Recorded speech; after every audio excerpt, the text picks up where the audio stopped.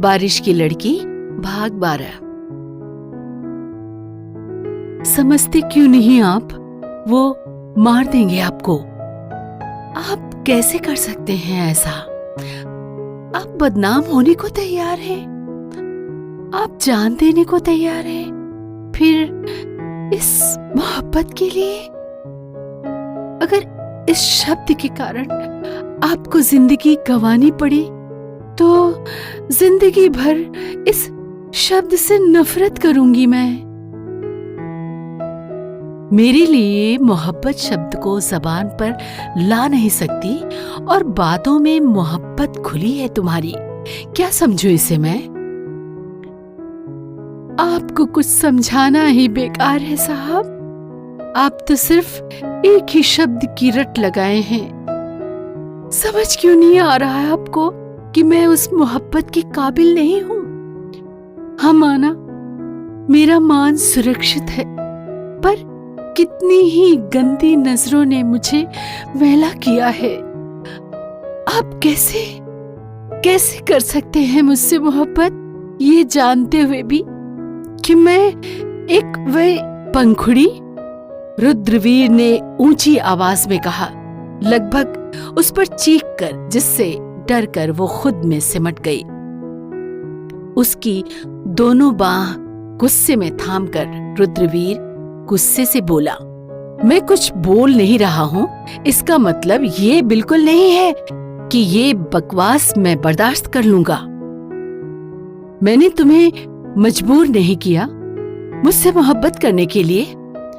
मुझे हुई तुमसे मोहब्बत तो ये मेरी प्रॉब्लम है। जानकर मुझे तकलीफ देने के लिए ऐसी वाहियात बात दोबारा कही तो याद रखना, रुद्रवीर ठाकुर की मोहब्बत में जितनी शिद्दत है उतना ही आग उसके गुस्से में है। मैं सब बर्दाश्त कर लूंगा, पर तुम खुद को ऐसे घटिया शब्द से पुकारो, ये मैं कभी बर्दाश्त नहीं कर पाऊंगा। पंखुड़ी को छोड़कर रुद्रवीर पलटकर बाहर की ओर जाने लगा।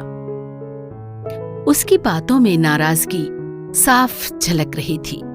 उसे पंखुड़ी का खुद को उस शब्द से पुकारना बहुत चुभा था। वो शब्द जिसे उसने अपनी चीख के आगे खामोश तो कर दिया, मगर फिर भी खामोशी से ही गूंजते हुए टीस रहा था। लग रहा था जैसे कान में किसी ने जोंक छोड़ दिए हों, जो रह रहकर उसका खून चूस रहे हैं। उसे यूं नाराज होकर बाहर जाते देखकर पंखुड़ी को रोना आ गया। दौड़कर वो पीछे से रुद्रवीर के गले लग गई और रोते हुए बोली, माफी साहब, माफी, बहुत कड़वा बोल गई मैं, माफ कर दीजिए मुझे। रुद्रवीर ने बेरुखी से उसका हाथ पकड़कर उसे खुद से अलग किया और आगे बढ़ने को हुआ तो पंखुड़ी उसके सामने दोनों कान पकड़े खड़ी हो गई। ये देखकर रुद्रवीर रुक गया। मैं नहीं चाहती साहब मेरे कारण आपको कुछ हो। वो लोग बुरे हैं साहब, पर आप मेरी बात सुनते ही नहीं। क्यों अपनी जान खतरे में डाल रहे हैं? जानती हूँ बहुत बुरा कहा मैंने, पर तुम क्यों एक बार में समझती नहीं मेरी बात? कुछ नहीं होगा, हम यहाँ से कहीं दूर चले जाएंगे। सब कुछ नए सिरे से शुरू होगा, सब बहुत अच्छा होगा, बहुत ही खूबसूरत।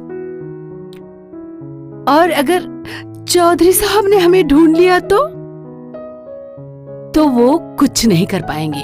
तुम टेंशन मत लो, मैं ना तुम्हें कुछ नहीं होने दूंगा, ना खुद को। वैसे भी इतनी जल्दी नहीं मरना मुझे। अभी तो तुम्हें बहुत ज्यादा परेशान करना है, तुम्हें सताना है, फिर तुम रूठ जाओगी, तब तुम्हें मनाना है, और इस सब में बेइंतहा मोहब्बत भी तो करनी है। आप नाराज तो नहीं है ना साहब? नाराज तो मैं बहुत था, गुस्सा बहुत आया था, पर सोचा मेरे गुस्सा करने से कौन सा तुम मुझे प्यार से मनाओगी, इसलिए खुद को खुद ही मना लिया। रुद्रवीर ने कहा तो पंखुड़ी उसे टिमटिमाती नजरों से देखने लगी, जैसे बोल रही हो मैं मनाऊंगी ना। अब अगर इजाजत हो तो शर्ट उतार दो, जल्दी सूख जाएगी उधर टांग देने से। जी। रुद्रवीर शर्ट के बटन खोलते हुए दूसरी तरफ मुड़कर आगे बढ़ा तो उसकी शर्ट के बटन में फंसा पंखुड़ी के शॉल का किनारा खिंच गया, जो तब उलझ गया था जब पंखुड़ी पीछे से उसके गले लगी थी। शॉल खिंचकर सरकते हुए नीचे गिर पड़ा और पंखुड़ी हैरानी से उस शॉल को देखकर अपने हाथों से खुद को ढकने की कोशिश करने लगी। रुद्रवीर ने पीछे पलटकर देखा तो आंखों में हैरानगी के साथ पहले नमी, फिर चौधरी पर हद से ज्यादा गुस्सा आया।